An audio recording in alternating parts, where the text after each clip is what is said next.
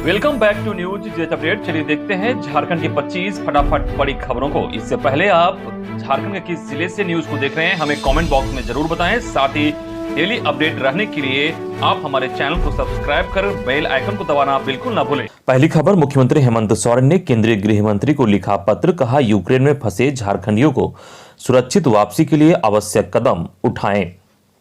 Ukraine में फंसे झारखंडियों को वापस लाने के लिए मुख्यमंत्री हेमंत सोरेन ने केंद्रीय गृह मंत्री अमित शाह को पत्र लिखा है। पत्र के जरिए उन्होंने यूक्रेन में फंसे झारखंडियों की स्थिति से अवगत कराया।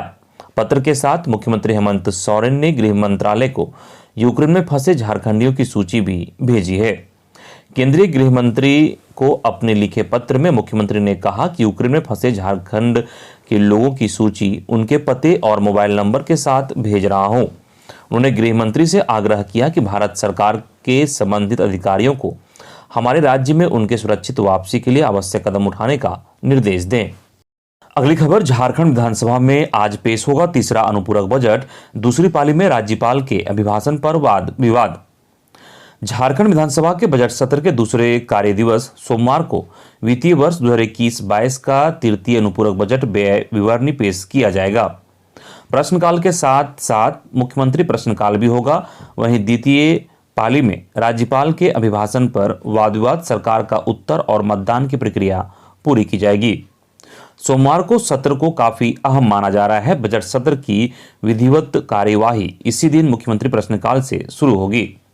विपक्ष का प्रयास होगा कि मुख्यमंत्री प्रश्नकाल के दौरान सोमवार को घेरे। भाजपा विधायक दल की रविवार को हुई बैठक में भी कुछ ऐसी ही रणनीति बनी है। सदन की कार्यवाही से पूर्व ही भाजपा विधायक सदन के बाहर प्रदर्शन कर अपना रोष भी व्यक्त करेंगे। संभावना है हो हंगामे की बनी हुई है। अगली खबर, बाबूलाल मरांडी को नेता प्रतिपक्ष बनाने का मामला पहुंचा राजभवन। बीजेपी ने राज्यपाल से की हस्तक्षेप की मांग।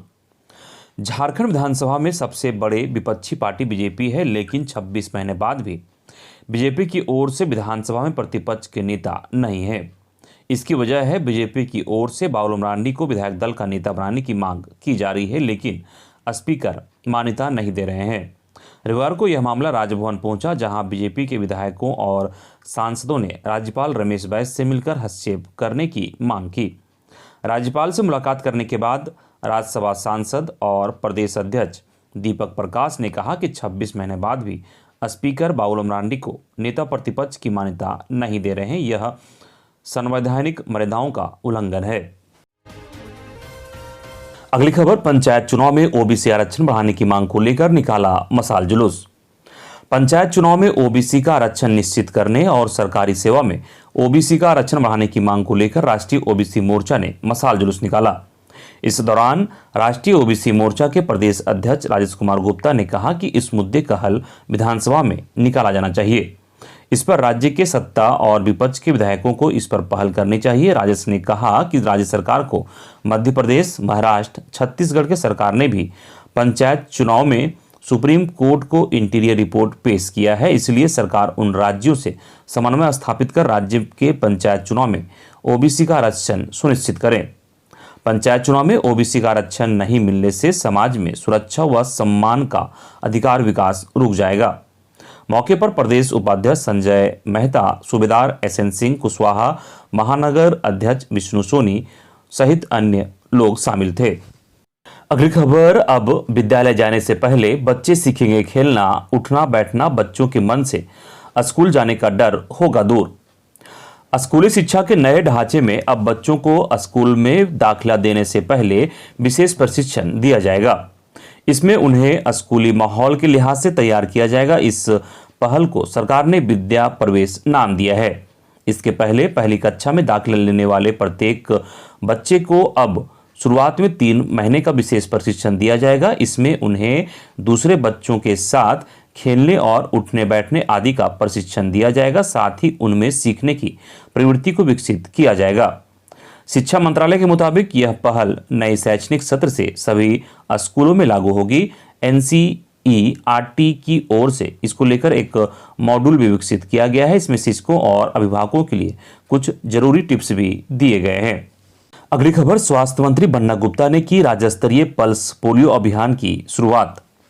राज्य में रविवार से शुरू हो रहे राष्ट्रीय पल्स पोलियो अभियान कार्यक्रम का शुभारंभ स्वास्थ्य मंत्री बन्ना गुप्ता ने माधवी और लक्ष्मण को पोलियो ड्रॉप पिलाकर किया। जमशेदपुर स्थित शहरी प्राथमिक स्वास्थ्य केंद्र राम जन्म नगर कदमा में आयोजित कार्यक्रम में दीप प्रज्वलित कर अभियान की शुरुआत की गई। इस अवसर पर स्वास्थ्य मंत्री बन्ना गुप्ता ने राज्यवासियों से आग्रह किया कि निकटतम पोलियो बूथ पर जाकर 5 वर्ष एवं उससे कम उम्र के बच्चों को पोलियो खुराक अवश्य पिलाएं। उन्होंने बताया कि राज्य सरकार अपनी स्वास्थ्य सेवाओं को बेहतर बनाने के लिए नई तकनीक के साथ इनोवेशन का इस्तेमाल कर रहा है। हम आगामी बजट में भी इसका ख्याल रखेंगे। अगली खबर अब एक रंग में नजर आएंगे। झारखंड के सरकारी अस्पताल हेमंत सरकार इस तरह करेगी रखरखाव। झारखंड में मेडिकल कॉलेज सहित सभी श्रेणी के सरकारी अस्पताल अब निर्धारित रंग में रंगे जाएंगे। इनका अब सही ढंग से वार्षिक रखरखाव होगा और 5 साल पर इनकी मरम्मति भी होगी ताकि अस्पतालों के भवन ठीक ठाक रह सकें। राज्य सरकार ने पहली बार मेडिकल कॉलेजों एवं अस्पतालों के रखरखाव तथा मरम्मति के लिए नियमावली बनाई है। इसमें विभिन्न श्रेणी के अस्पतालों के रंगों के साथ साथ वार्षिक रखरखाव तथा 5 साल पर होने वाले मरम्मति पर होने वाले खर्च का निर्धारण कर दिया गया है। इसकी जिम्मेदारी किसकी होगी यह भी तय कर दिया गया है। इसके मुताबिक मेडिकल कॉलेज, सदर अस्पताल, क्षेत्रीय चिकित्सा केंद्र का रंग सफेद होगा, अनुमंडलीय अस्पताल का रंग हल्का पीला, सामुदायिक स्वास्थ्य केंद्र का रंग हल्का गुलाबी, प्राथमिक स्वास्थ्य केंद्र का रंग हल्का नीला, स्वास्थ्य उपकेंद्र का रंग हल्का हरा होगा। अगली खबर, राज्य में 1932 के खतियान पर स्थानीय नीति जल्द, मंत्री चंपई सोरेन। झारखंड के आदिवासी कल्याण एवं परिवहन मंत्री चंपई सोरेन ने कहा कि राज्य में जल्द ही 1932 के खतियान पर आधारित स्थानीय नीति बनाई जाएगी। इसके लिए मुख्यमंत्री के नेतृत्व में हाई लेवल कमेटी काम कर रही है। वे रविवार को सरायकेला में ईवीएम वेयर हाउस निर्माण के भूमि पूजन के बाद पत्रकारों के सवाल पर जवाब दे रहे थे। मंत्री ने कहा कि हेमंत सोरेन के नेतृत्व में सरकार राज्य के सभी वर्गों के विकास को लेकर योजनाएं बना रही है और उसे धरातल पर ला रही है। कोरोना संक्रमण काल में रुकी विकास की रफ्तार को गति दी जा रही है। सरकार के बेहतर काम से राज्य विकास के पथ पर अग्रसर है। अगली खबर, झारखंड के स्कूली शिक्षा के लिए बना रोड मैप। झारखंड के स्कूली शिक्षा को अगले 5 साल का रोड मैप तैयार हो रहा है। अगले 5 सालों में क्या क्या विकास होंगे इसकी रूपरेखा तय की जा रही है। समग्र शिक्षा अभियान के तहत इसे तैयार किया जा रहा है। स्कूली शिक्षा व साक्षरता विभाग इसकी रिपोर्ट केंद्र सरकार की प्रोजेक्ट अप्रूवल बोर्ड की बैठक में रखेगा। 5 साल के रोड मैप के में प्राथमिकता के आधार पर हर साल उसमें बदलाव किया जा सकेगा। जो योजनाएं होगी उन्हें आवश्यकता के अनुसार घटाया बढ़ाया जा सकेगा। केंद्र सरकार ने झारखंड सरकार को पत्र लिखकर 5 साल का रोड मैप तैयार करने को कहा था। 11 मार्च को होने वाले प्रोजेक्ट अप्रूवल बोर्ड की बैठक में इसे रखा जाएगा। अगली खबर, भाषाई विवाद पर 6 मार्च को झारखंड बंद। पूर्व घोषित कार्यक्रम के तहत अखिल भारतीय भोजपुरी मगही मैथिली अंगिका मंच के बैनर तले 28 संगठनों का हरमो विद्यानगर रांची में प्रतिकार सभा संपन्न हुआ। इसमें हेमंत सरकार द्वारा बोकारो, धनबाद से भोजपुरी मगही को क्षेत्रीय भाषा से हटाने के फैसले के खिलाफ विरोध जताया गया। साथ ही कहा गया कि 1932 खतियान आधारित स्थानीय नीति की मांग आधारहीन है। मंच की अध्यक्षता करते हुए कैलाश यादव ने कहा कि राज्य के सभी जिलों में उर्दू की तर्ज पर भोजपुरी, मगही, मैथिली, अंगिका एवं हिंदी को भी क्षेत्रीय भाषा में शामिल करना चाहिए। राज्य में भाषाई विवाद और 1932 का खतियान जैसा विषय हेमंत सरकार द्वारा निश्चित रूप से प्रायोजित है। अगली खबर, मंत्री बन्ना गुप्ता ने फोन कर लगाई फटकार, कहा समस्याओं का करे समाधान, बेवजह लोगों को ना करें परेशान। खबर लोहरदगा से है, जहां मैं हेल्थ मिनिस्टर बोल रहा हूं। इनकी यह परेशानी है, मेरा पत्र जाएगा, इनको दौड़ाइएगा नहीं, इलाज कीजिएगा, ठीक है। सूबे के स्वास्थ्य मंत्री बन्ना गुप्ता 27 फरवरी को लोहरदगा में जन सुनवाई में आम जनता की समस्याएं सुनकर अधिकारियों को कुछ यूं निर्देश दे रहे थे। बिजली विभाग के अधिकारी को जब मंत्री ने फोन कर पब्लिक के किसी समस्या का समाधान करने को कहा तो उधर से अधिकारी ने जवाब दिया। देखते हैं, जवाब सुनकर मंत्री का पारा गर्म हो गया। तल्ख लहजे में बोले, आपको देखने के लिए फोन नहीं किए हैं, काम करने के लिए फोन किए हैं। जनता की जो समस्याएं हैं उसे दूर कीजिए, काम कीजिए। अगली खबर, इग्नू दिसंबर सत्रांत परीक्षा का एडमिट कार्ड जारी, 4 मार्च से परीक्षा। Indira Gandhi national open university ने दिसंबर 2021 के सत्रांत परीक्षा के लिए एडमिट कार्ड जारी कर दिया है। इसके साथ ही परीक्षा का शेड्यूल भी जारी कर दिया गया है। Bachelor, masters, PG, diploma certificate सहित अन्य स्पेशल कॉमर्स के परीक्षार्थी इसमें शामिल होंगे। वैसे स्टूडेंट्स जिन्हें इस परीक्षा में शामिल होना है वे इग्नू के लिंक में जाकर एनरोलमेंट नंबर और कोर्स कोड डालकर एडमिट कार्ड डाउनलोड कर सकते हैं। अगली खबर, आज 2 इनामी नक्सली करेंगे आत्मसमर्पण। नक्सली सुरेश मुंडा और लोदरो लोहरा डालेंगे हथियार। 25 लाख के इनामी नक्सली विमल यादव के आत्मसमर्पण के बाद झारखंड के 2 और इनामी नक्सली सुरेश मुंडा और लोदरो लोहरा भी सरेंडर करेगा।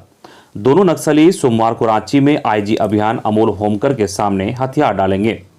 जानकारी के मुताबिक पोड़ाहाट के जोनल कमांडर सुरेश मुंडा और एरिया कमांडर लोदरो लोहरा रांची में सोमवार को आत्मसमर्पण करेंगे। आत्मसमर्पण करने वाले सुरेश पर 10 लाख का जबकि लोदरो पर 2 लाख का इनाम घोषित है।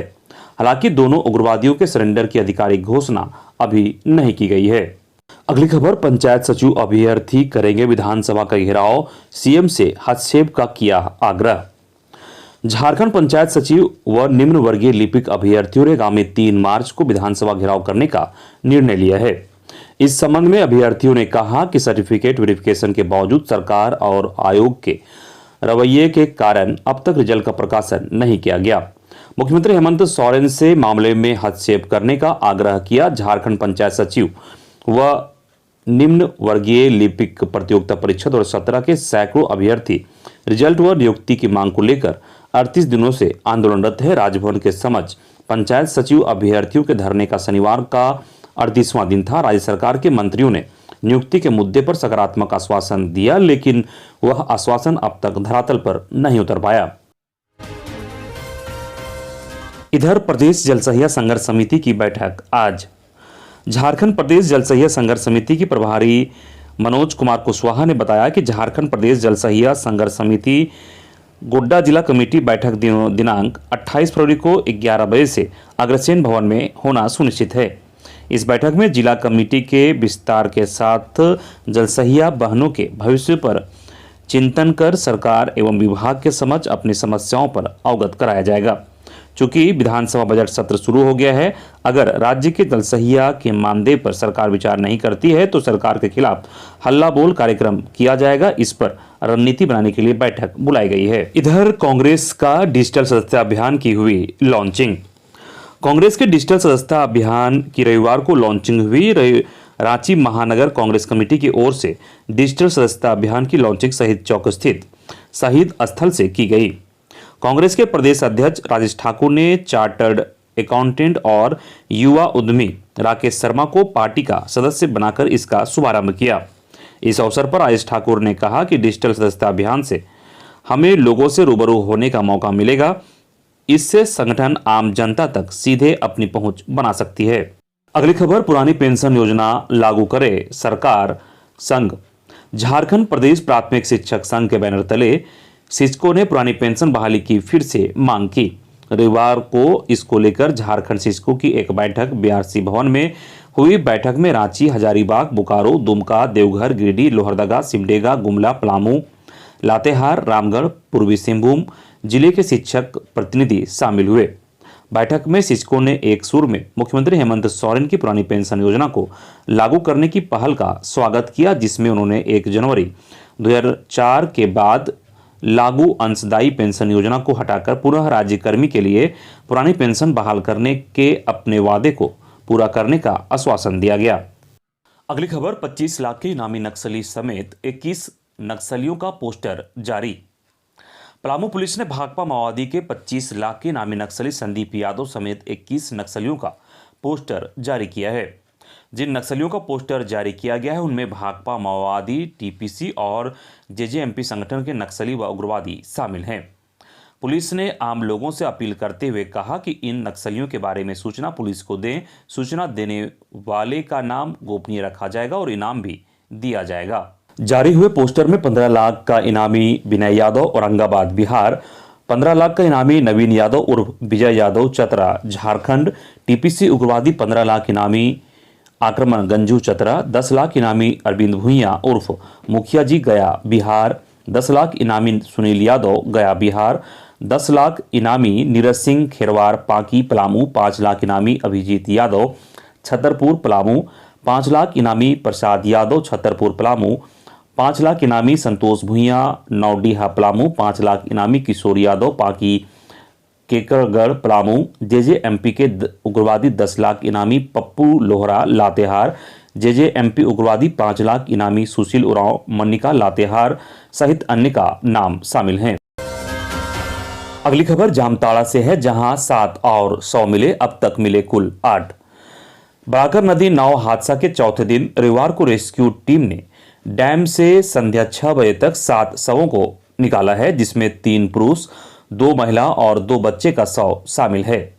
शनिवार और रविवार को मिलकर अब तक 8 शव निकाले गए हैं। शनिवार को श्यामपुर गांव की सलेहा खातून का शव निकाला गया था।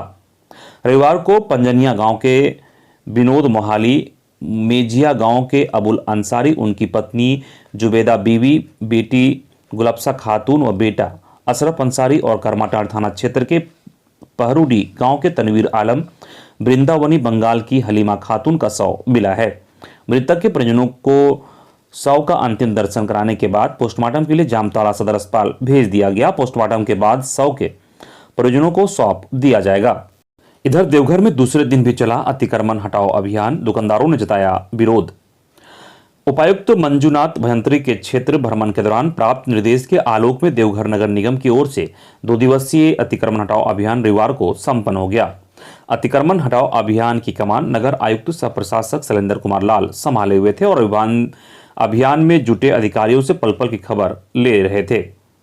रविवार को शहर के राम जानकी मंदिर के समीप खुलने वाले रिलायबल शोरूम पर 5,000 जुर्माना लगाने सहित कई लोगों से जुर्माना वसूला गया। इधर पलामू में सुरक्षा बलों और टीएसपीसी नक्सलियों के बीच मुठभेड़, एक नक्सली को लगी गोली। पलामू नौडेहा बाजार थाना क्षेत्र के सरईडीह में सुरक्षा बलों और टीएसपीसी के बीच मुठभेड़ हुई है। इस मुठभेड़ में सुरक्षा बलों को सफलता मिलने की जानकारी मिली है। बताया जा रहा है कि रविवार की शाम मुठभेड़ शुरू हुई, जो देर शाम तक जारी है। इस मुठभेड़ की सूचना मिलते ही जिला पुलिस और सीआरपीएफ के टॉप अधिकारी मौके पर पहुंच चुके हैं और पूरे इलाके को घेराबंदी कर टीएसपीसी नक्सलियों को गिरफ्तार करने में जुटे हैं। बताया जा रहा है कि इस मुठभेड़ में एक नक्सली को गोली लगी है। जिन नक्सलियों को गोली लगी है उस नक्सली को पुलिस ने पकड़ लिया है। जिला पुलिस अधिकारी सूत्रों ने बताया कि सरईडीह में टीएसपीसी का दस्ता की सूचना मिली। इस सूचना के आधार पर कार्रवाई के लिए पुलिस पहुंची तो मुठभेड़ शुरू हो गया। अगली खबर, कोडरमा में वज्रपात से मासूम बच्चे की मौत, एक घायल। रविवार को कोडरमा जिले में वज्रपात की 2 घटनाओं में एक मासूम बच्ची की मौत हो गई। मासूम बच्ची कोडरमा जिले के नवलसाही थाना के धरगांव की थी। वह वज्रपात की चपेट में आ गई, जिसके बाद उसकी मौत हो गई। घटना के बारे में बताया जाता है कि रविवार दोपहर करीब 1:30 बजे अर्चना कुमारी पिता विनोद तुरिया गांव के खेत की तरफ गई हुई थी। अचानक बारिश होने लगी। इसी दौरान वज्रपात की चपेट में वह आ गई। वहीं दूसरी घटना में नवलसाही थाना क्षेत्र के कानी केंद्र में वज्रपात की घटना में एक 45 वर्षीय व्यक्ति गंभीर रूप से घायल हो गया। अगली खबर, बीए, बीएससी, बीकॉम के छात्र मिले भीसी से, परीक्षा फॉर्म नहीं भर पाने पर जताई नाराजगी। रांची विश्वविद्यालय के अंतर्गत डोरंडा कॉलेज के बीए, बीएससी, बीकॉम के छात्रों ने शनिवार को वाइस चांसलर कामनी कुमार से मुलाकात की। विद्यार्थियों की शिकायत है कि रांची विश्वविद्यालय के अंतर्गत बीए, बीएससी, बीकॉम सेमेस्टर 2 और 4 के विद्यार्थी परीक्षा के फॉर्म नहीं भर पा रहे हैं। रांची विश्वविद्यालय में फॉर्म नहीं भर पाने के पीछे सेमेस्टर 1 और सेमेस्टर 3 में पेमेंट नहीं जमा करने का कारण बताया गया, जबकि विद्यार्थियों ने कहा कि सेमेस्टर 1 और सेमेस्टर 3 का पेमेंट रांची विश्वविद्यालय की साइट पर विद्यार्थियों ने समय पर किया है। पेमेंट फेल हो जाने के कारण विद्यार्थी सेमेस्टर 2 और 4 की परीक्षा से वंचित रह जाएंगे। अगली खबर, दुमका में निकली खाटू श्याम की निशान यात्रा। खाटू श्याम की निशान यात्रा 27 फरवरी को दुमका के छोटी ठाकुरबाड़ी से दादी श्याम मंदिर तक निकाली गई। निशान यात्रा के लिए बग्घी मंगवाई गई थी। निशान यात्रा के दौरान दुमका और देवघर के कलाकारों ने भक्ति गीत गाए। निशान यात्रा में मारवाड़ी समाज के महिला, पुरुष एवं बच्चे बड़ी संख्या में शामिल हुए। अगली खबर गोड्डा से है, जहां जमीन विवाद में भाइयों ने धारदार हथियार से की भाई की हत्या। गोड्डा के मोतिया ओपी क्षेत्र अंतर्गत बिरनिया गांव में जमीन विवाद को लेकर योगेंद्र यादव की हत्या कर दी गई। हत्या में मृतक के छोटे भाई प्रकाश यादव और चचेरे भाई फंटूस यादव, बिलास यादव और उपेंद्र यादव का नाम आ रहा है। पुलिस हथियारों की गिरफ्तारी के लिए ताबड़तोड़ छापेमारी कर रही है। घटना के बाद अभियुक्त घर से फरार हैं। इधर पत्नी से छेड़खानी का विरोध किया तो कर दी हत्या। खबर गोड्डा के पत्थरगामा का थाना क्षेत्र का है, जहां पत्थरकानी गांव में शनिवार की रात गांव के ही एक प्रेमी ने विवाहिता पक्कू मुर्मू की पति 40 वर्षीय सोनेल मरांडी की हत्या कर दी।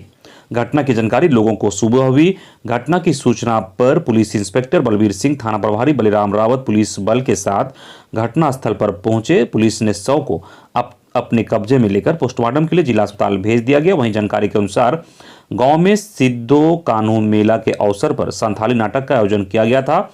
सभी लोग नाटक देखने के लिए गए हुए थे। मृतक भी गांव में हो रहे संथाली नाटक देखने के लिए गया हुआ था। इधर मौके पर का फायदा उठाकर प्रेमी ने रात के करीब 10 बजे घर में घुसकर विवाहिता से छेड़खानी शुरू कर दी। इसी मौके पर विवाहिता के पति सोनेल मरांडी घर पहुंच गया। पत्नी के साथ छेड़खानी करते देख पति ने इसका विरोध किया, जिस पर प्रेमी ने सोनेल मरांडी को कुदाल से सिर पर हमला कर दिया, जिससे वह गिरकर बेहोश हो गया और कुछ देर बाद उसकी मौत हो गई। दूसरी ओर खदान में गिरने से महिला की मौत। ललमटिया थाना क्षेत्र के लोहंडिया बाजार के रहने वाली 65 वर्षीय महिला बेला देवी की मौत खदान में गिरने से रविवार की सुबह हो गई। ग्रामीणों ने महिला की मौत की खबर परिजनों को दी। आनन फानन में घटनास्थल पर परिजन पहुंचे। कुछ देर बाद घटनास्थल पर ललमटिया थाना पुलिस, ईसीएल के अधिकारी, ओसीपी मैनेजर सतीश मुरारी भी पहुंचे और लाश निकालने का प्रयास करने लगे। ग्रामीणों और प्रशासन के अथक प्रयास के बाद शव को बाहर निकाला गया। पुलिस ने शव को अपने साथ थाने लेकर जाने लगी। इस परिजन आक्रोशित हो गए और प्रशासन के कार्य का विरोध किए। इसके बाद परिजनों और ECL, OCP manager Satish Murari और स्थानीय प्रशासन पुलिस निरीक्षक कमलेश प्रसाद, थाना प्रभारी चंद्रशेखर सिंह के बीच समझौता वार्ता होने के बाद लाश को परिजनों को सौंप दिया गया। समझौते के अनुसार मृत महिला के आश्रितों को 50,000 का मुआवजा राशि दी गई। अगली खबर, झारखंड के विभिन्न जिलों में निकली भर्तियां, करें apply. Rajendra institute of medical sciences Ranchi में वरिष्ठ निवासी के पद पर बहाली होने वाली है, जिसमें पदों की कुल संख्या 62 है। आवेदन करने की अंतिम तिथि 13 अप्रैल 2022 है। आधिकारिक वेबसाइट www.rimsranchi.org पर आप आवेदन अप्लाई कर सकते हैं। वहीं जिला कोट हजारीबाग में पद का नाम सदस्य है। योग्यता पदों के अनुसार है। आवेदन करने की अंतिम तिथि 27 फरवरी 2022 है। आधिकारिक वेबसाइट www.ecourts.gov.in पर आवेदन कर सकते हैं। वहीं दुमका जिला में जिला कार्यक्रम समन्वयक के पद पर बहाली होनी है, जिनमें योग्यता के अनुसार पदों पर बहाली होगी। आवेदन करने की अंतिम तिथि 4 मार्च 2022 है। आधिकारिक वेबसाइट आप dumka.nic.in पर जाकर आवेदन देख सकते हैं और भर सकते हैं। वहीं Indian school of mines Dhanbad में भी भर्ती निकली है, जिसमें कनिष्ठ अधीक्षक के पद पर बहाली होनी है, जिसमें योग्यता स्नातक और एमकॉम मांगा गया है। इसमें कुल 24 पदों पर बहाली होगी। आवेदन करने की अंतिम तिथि 31 मार्च 2022 है। आधिकारिक वेबसाइट www.ismdhanbad.ac.in पर जाकर आप आवेदन को अप्लाई कर सकते हैं।